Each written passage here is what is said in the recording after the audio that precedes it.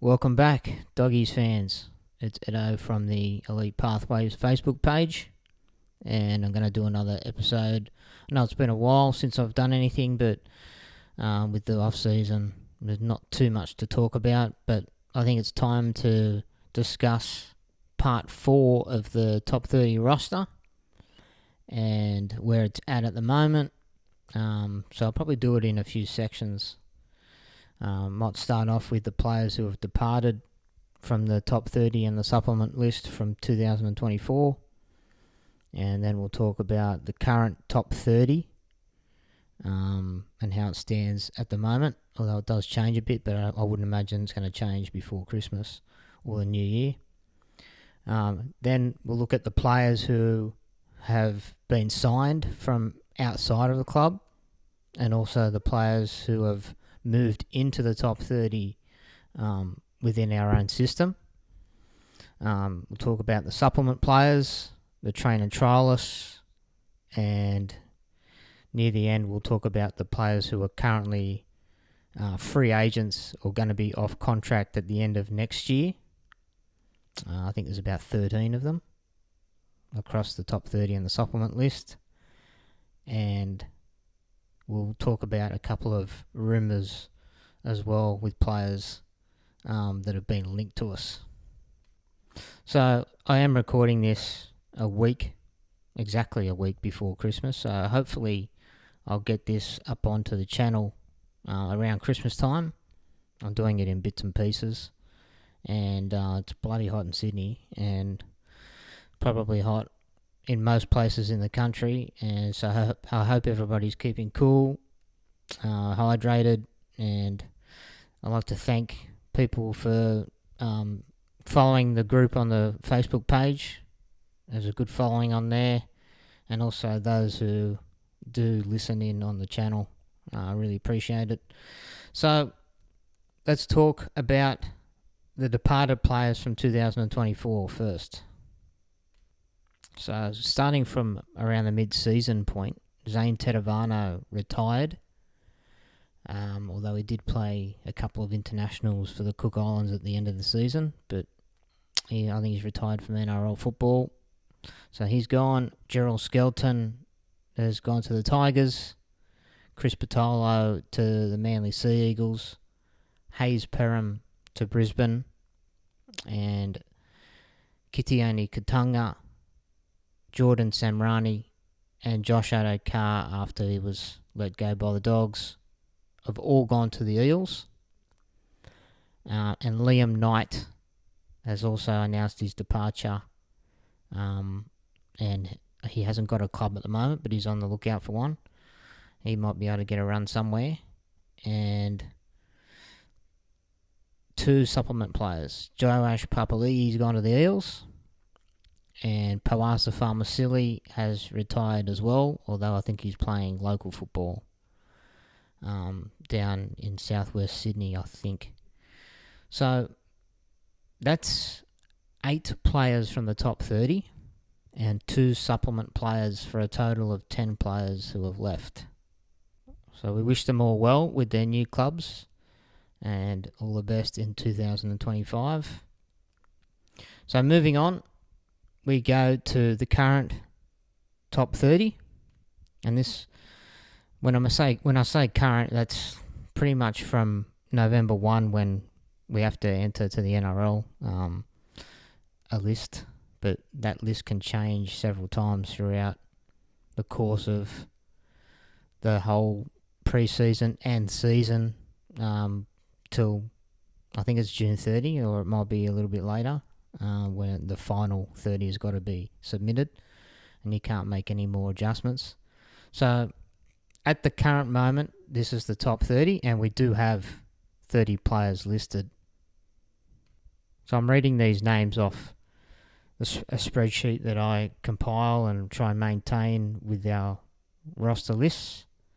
So it's their main positions, We all know that they can play several positions, but I've got them in their primary position, and I'll run from that when I read them out. Starting with fullback, Connor Tracy and Blake Taff. Wingers, Jacob Carraz, Marcelo Montoya and Blake Wilson. Centre, Stephen Crichton, Bronson Sherry and Anari Tuala being the latest signing. Halves, Mitchell Woods, Matt Burton, Carl Olawapu and Toby Sexton. Dummy half, Reid Marnie and Jake Turpin. Lock, Joshua Curran, Jamin Salmon. Second row, Satili Tupanua, Jacob Preston, Viliami Kikau and Harry Hayes. Front row, Max King, Tom Amone, Samuel Hughes, Ryan Sutton, Daniel Saluka Fafita, Curtis Moran and Jack Todd. Lipoi Hopoi will come into the top 30 next year. So he's a supplement player this year, so I can't count him. And utility, Kurt Mann, Drew Hutchison, and Bailey Haywood. So with 8 players exiting, as mentioned before, obviously 8 players have come in. So at this point, we've announced 4 players signed from other clubs, and they are going back to earlier in the season. We announced Tom Amone for 2 years, and then towards the back end of the season, Satili Tupanua for 4 years, and then after the season had finished, Marcelo Montoya for 2 years, and Anari Tuala for 2 years just a few weeks ago. And the 4 players that we promoted from within our own system, Mitchell Woods starts his journey in the top 30, and also Harry Hayes is now a top 30 player. Last year was a trainer and trialist. Jack Todd, likewise, trainer and trialist last year, moved into the top 30, confirmed by Gus. And lastly, Bailey Haywood, who was a supplement player last year, which enabled him to play throughout the whole season. And part of his contract was that he moved into the top 30 in 2025, which he now has. Onto the 2025 supplement list. I think you're allowed a maximum of 6 players on your supplement list, which adds up to about, you can pay them $650K combined, unless that's gone up next year, but I'm pretty sure that's what it is. Which ends up being, I think, about 100 and... I'm not going to do maths in my head, but I think it's between 150K and 175K per player on average.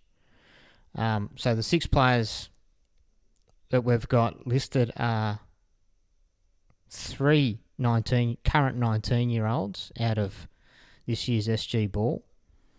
Logan Spinks, Fanafal Sevi, and Cesaria Alatini. 2 21-year-olds. Joseph O'Neill, who was a supplements player last year, is again.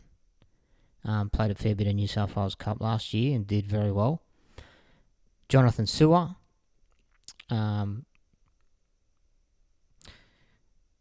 Played Jersey Flegg, but also New South Wales Cup, and then, as we know, he had his debut in the NRL against the Cowboys.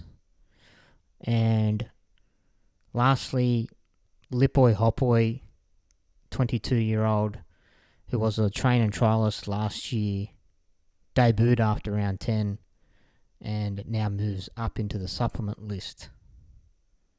Rounding out the 6 players, there was some talk, I think Gus might have put on his Twitter, that Patrick Young was a supplement list player as well. I'm not 100% sure of that, because I thought you were only allowed a maximum of 6. But who knows? It may have changed. Maybe there is 7 now.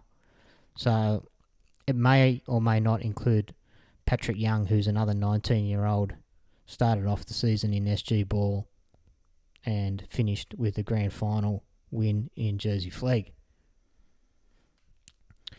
Now on to the train and trialists. Train and trialists can debut in the NRL after round 10. Happened last year with Lipboy Hopaway, as I said. And we've also named 6 players. It's been well documented in a few articles. They run through each club's train and trialists. There may be other train and trialists within the club. I don't know how you stipulate one train and trialist from another, but I'm assuming these are NRL train and trialists. Maybe there's different levels of train and trialists in each grade, or particularly in New South Wales Cup and Jersey Flegg. I'm not exactly sure, because there are different lengths of contract in train and trials. Some can last 3 months, 6 months, 9 months. So anyway, these are the 6 that have been put out from the club. Jack Underhill, Luke Smith, Cassius Tia, Danny Gabriel, Ruben Moyle, and AJ Jones.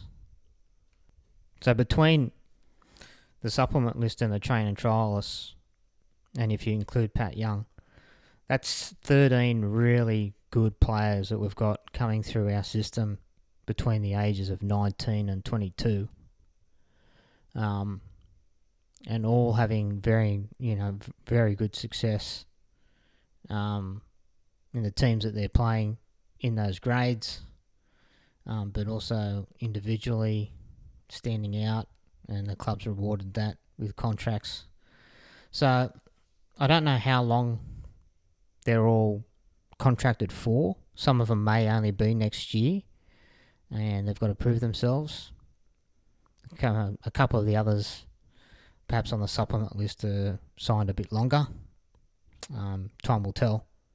But it's a very good list, and yeah, I totally agree with those players. I probably could have added a few more as well that aren't on there. But that's not to say that those players aren't thought of highly as well within the club. So now on to the free agents. These players are able to sign for clubs for 2026 since November 1 this year. They have one more year left at the Bulldogs. There's actually 12. I said 13, but it's not 13 anymore since we re-signed Bronson Sherry for another 2 years on top of his contract, taking him through to the end of 2027. So these are players from the top 30 that are off contract at the end of next year. There's 12. I'm not sure of the supplement players who's off contract at the end of next year. I'm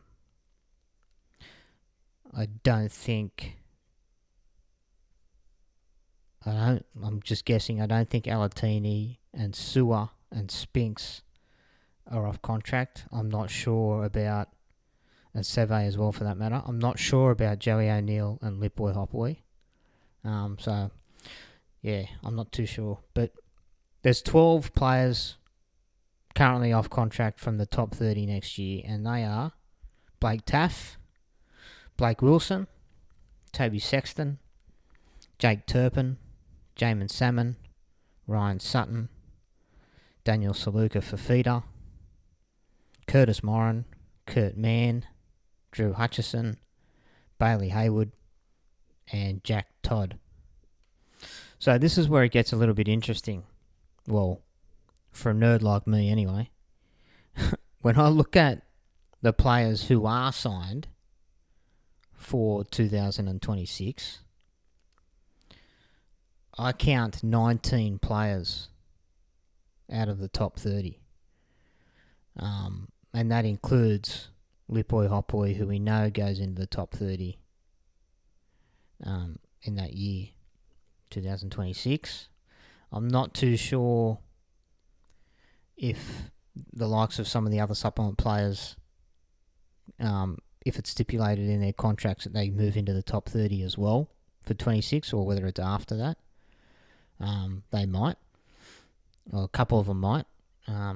But if you include Lipoi Hopoi moving into the top 30, 2026, there's 19 players who are signed, which leaves 11 spots. We know that doesn't necessarily mean that, those 19 stay 19.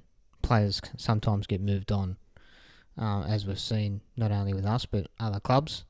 But if we look at that at face value now, it means that we've got 11 spots left where you start planning around your roster. And with those 12 players off contract, I would imagine that at least a few of those will be re-signed and kept, maybe extended only for another year, maybe a couple of years. Time will tell, but I think there's definitely opportunity there for some of them to be extended. And this is just my own personal view. I would think maybe 6 of them, maybe 5. I'll say 6 will be re-signed. I know it's early to say that because a lot can depend on, their form during 2025 season, especially in the first half of the season, and, the pre-season they have, and a variety of things. If they get injured, unfortunately it does happen, and it can change a player's career. But also, the players that we've got coming through in the supplement and the training trialists, but also other players, if they're playing in a similar position to what those players who are currently off contract, and they're playing well, then the question is going to be asked, whether they're ready for top 30 yet or not. And if they are, well, then that puts more pressure on those players who are off contract. So it's a lot of decisions to be made within our recruitment team and also the coaching staff. But in saying that, I think it's good to have a bit of stability within the team and not, we've already gone through that where we've changed massive changes to the top 30. I don't think there's one top 30 player that we've heard it being said so many times where there's not one top 30 player from 2000 and when was it, 22, and prior to that they're all gone. It turned the roster completely over. But I think now we're in a different sort of stage of our team, and there needs to be a little bit more stability there where you don't make so much change and reward the players who have come in and added something, but also you don't want too many of the young kids to come through all at once and put a lot of pressure on them. I know if they're young enough, they're good. Like if they're good enough, they're young enough, but there still needs to be a little bit of experience in there, and bring them through a little bit at a time, and eventually you'll have a large part of the squad from playing within the junior system from a few years prior, and that's what we're aiming to get to. That really builds a culture, and we're heading that way. We really are. It's looking good. I love what they're doing with our development and our junior pathways. It's really exciting. So yeah, going back, I would say that's a good number to re-sign. Out of those 12, I'd say about half of them. Take it up to about 25 players, and then those last 5 or 6 spots in the roster, we could really, it's been said how much money we've got in our cap, and I'm pretty sure there'll be even more after next year. So it allows us to go out there and spend on the positions that's really needed where we might not have that player coming through already just yet, and not overpay players and bugger up our cap again, but certainly add what's really required and quality in certain positions that are lacking. I would think, there's probably an eye on the fullback position, because I don't know how long Connor Tracy will be the fullback for, even though he did a great job in 2024. But he also can play in multiple positions. So do they want a bit more out of that position? Depending on what happens with Toby Sexton and the development of Mitchell Woods, do they look at halfback? They might not have to. Prop forward, I would think we probably need to buy a prop forward, but it's got to be the right type of player that's going to suit us. So they're three positions that I would consider. Maybe a dummy half as well, depending on what they're planning on doing with Reid Marnie. He only has a couple more years to go, but he also needs backup. You wouldn't think it would spend big money on that just yet, but there might be a plan there in place. Maybe they feel that they don't need to spend on a dummy half just yet anyway, and they want to see the likes of Ruben Moyle, who's a trainer trialist this year or next year, see how he's going. They also bought a couple of dummy halves in New South Wales Cup level, so they might want to keep an eye on how they're going. Oscar Bryant and Alan Holton, two young guys. I think they're only both 21. So there's options there, and probably don't need to rush on certain positions, but other positions might be more of a priority at the moment, like a fullback or a prop. I just want to talk a little bit about the 4 players that we did sign for next year, briefly. I think Tom Amone is a good signing. Started his career in the NRL and then went overseas to the Super League, where he was one of the best forwards. He's a high work rate middle forward with a good step, good power and strength. I like the signing. I think he might add a little bit coming off the bench. He may start, but I would think bench more. Satili Tupanua, mainly an edge forward, played a little bit of centre. Will we use him in that way? Most likely not. I think he'll be used as a middle forward. I don't know whether he'll start at lock, as some people are suggesting. He may, but I've got a feeling he might be another bench player, where he can come on and play sort of that Harry Hayes role that he was doing throughout the season, just getting a roll on through the middle with his leg work. He is a good runner of the football. I wouldn't think he's a great ball-playing forward. Maybe he has that in his game that I haven't seen, but he's really good running on the edge. That's one thing I've noticed. But so if he's not coming on and playing through the middle with his runs, he can cover the edge and centre, which is where we've sort of lacked a little bit in the past, where if there's been an injury out wide, we haven't really had quality go in there in the centres, and he's done that quite a few times and well for the Roosters. So that's a good pickup. Marcelo Montoya,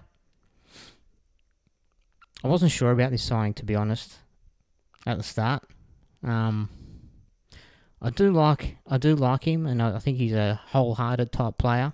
He runs very hard, and he's hard to handle, and he often beats a defender simply through contact and his runs post contact. Is very good. He's not the quickest winger, and that concerns me a little bit, playing outside Bronson Xerri if he's replacing Josh Addo-Carr. So it'll be interesting to see how he's used. I mean, he'll be great running out of our own half, getting out of yardage, no doubt about it. But it's when we're throwing the ball out wide and trying to create space. That's where I'm not too sure.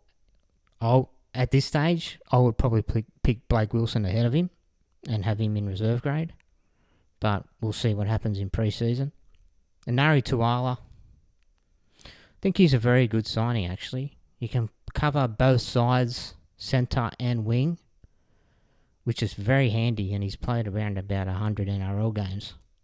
So I know, losing players such as Eli Clark is a shame to see, because he came through the pathways, and he was a real hard worker, and I know he wasn't a top 30 player, but to lose that type of player was a bit of a shame. The same with Gerald Skelton. But you have to sort of get to a point where you make a decision on whether you're going to continue with these players going forward. And if you don't, if you can add a little bit more to the roster, I think Nari Tuala is a pretty handy signing, because he can come in and do a job that you know that he's done before already plenty of times. So it's really good depth. And lastly, I just want to talk quickly about 3 players that we've been linked to going back probably a couple of months. But Leo Thompson was linked to us quite a fair bit, although it seems to have dropped away over the last week, and I think he's about to sign with another club, most likely the Raiders, although the Roosters are a bit of a dark horse, they say. I thought he would have been a really good signing at the right price. I don't think he's worth over 750k. I would have thought between 650 and 700. So if he's going for that amount, I'm quite happy to let that one go. Going on to Josiah Pahulu, the forward from the Titans. I think he's got a lot of potential. I watched a couple of his games throughout the season, particularly one against the Broncos where he started and played over 50 minutes, I think about 53 minutes. And he's a very busy player. Even without the ball, he's doing work, running decoys. He's a typical Serraldo type player. He's always in there, working hard, works hard in defence, quick play the ball, nuggety type forward. Not tall, but not small either. Like you could say he's as wide as he's high, but he's hard to handle, that's for sure. He put a decent hit on Pat Carrigan in that game. So I do like that signing, and he's young. Only 20, 21. So I think there's a lot of upside in signing him if we're able to get him. Maybe not for 2025, but maybe more 2026. Unless we can do a deal with Des, where we'd have to let a player go in order to fit him in. And the third player, Connor Vitano, a fullback from the Knights, who's stuck behind Kalen Ponga and Fletcher Sharp. I've seen him play a fair bit. Well, not a hell of a lot, but enough in the lower grades, in the juniors, to see that he's got plenty of ability. He kind of reminds me a bit of James Tedesco. Backs up well. Creates for his outside men. Chimes in. Decent speed. He's a good build. I really like him. I think he'd be a really good pickup if we're able to get him. And he'd probably go straight into New South Wales Cup and be fullback, I would imagine, since he's played already there a fair bit during the year. I don't know what that would mean for someone like Blake Taff. But if Blake Taff is one of those that's not going to be re-signed at the end of next year, well, then we need to start planning in that position. And, I don't know if that means Blake Taff moves on early or whether we use him in the halves, but then we've got plenty of young halves coming through. So it'll be interesting to see what happens there if we do get Conovatano a year early. And maybe it will be for 2026, and maybe Blake Taff's moved on by then. I'm not too sure, but I think he'd be a really good signing. Anyway, guys, we've reached the 30-minute mark, and I've had enough of talking. I think that's enough. Plenty of information. A lot of it you probably already know, but it's good to outline where we are exactly with our roster at the moment. I'd like to hear anyone else's thoughts on perhaps the players that we should keep that are off contract and current free agents, and also players that we should sign to add to the team. Thanks for listening.